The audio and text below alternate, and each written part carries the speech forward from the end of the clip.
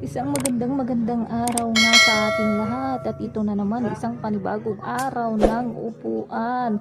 Aantay na naman ang gabi. Ay nako naman, nakakabod talaga. At ito nga napalabas ang inyong inday para mag-alaga dito sa batang ito. Pinalabas ko nga nang makatapak man lang ang mga paa sa lupa at ito baka bukas ay hindi na kilala ang lupa kasi nga hindi na siya nakakatungtong sa lupa kasi nga lagi kami nakakulong. Ano ba naman kasing gagawin sa labas? Mas gusto ko nakahilata sa loob ng bahay tapos nagtitiktok. Diba? Ito nga, curious na talaga sa laruan na hawak-hawak niya. Ngayon lang kasi siya nakahawak ng ganyan laruan. Tsaka dali. Char lang.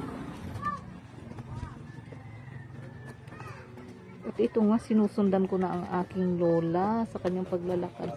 Dahil nga may mabibilis talagang magpatakbo sa sasakyan. Hindi ko ba alam?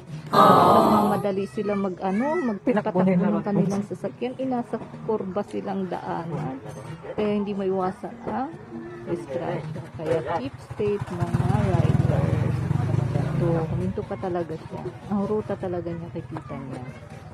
Nanonood siya ng naglalaro. Nakita niya nga itong tito niya. Pinaiinggit niya yung laruan na inisnatch niya lang sa kanyang pinsan. Pinapainggit niya pa talaga. Diba? Ay pagkamadamot din ng anak kong babae. Pero nagbabago din naman ito.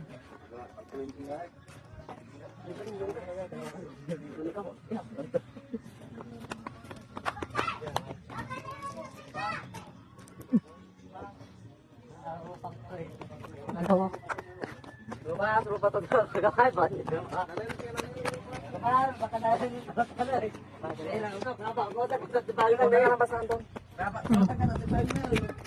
Tingnan mo muna to, ne. Doon ko muna.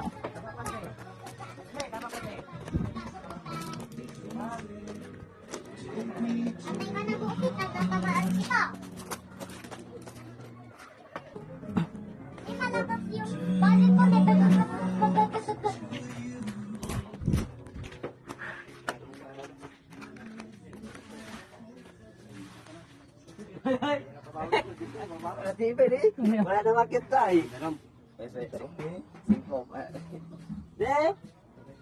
Dan mabur. Dan maingat.